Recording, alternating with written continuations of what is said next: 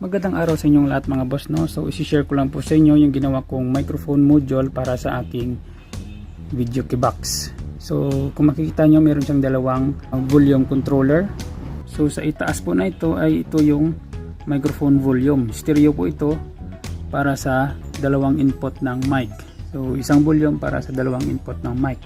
So sa ilalim po na ito pong controller na ito, may isa po itong enhancer. At the same time, feedback destroyer po ito. So ini-enhance niya yung microphone natin. So bali mas lalo niyang pinapaganda yung tunog ng mic.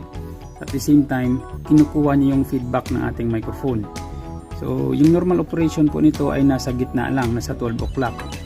So kapag yung ginamit yung mic is ma-bass, pihit nyo lang po ito ng pakaliwa. Ayan. Pag yung ginamit nyo namang mic is masagitsit or mataas yung frequency, so ipipihit nyo lang po ito pakanan. Yan guys, pero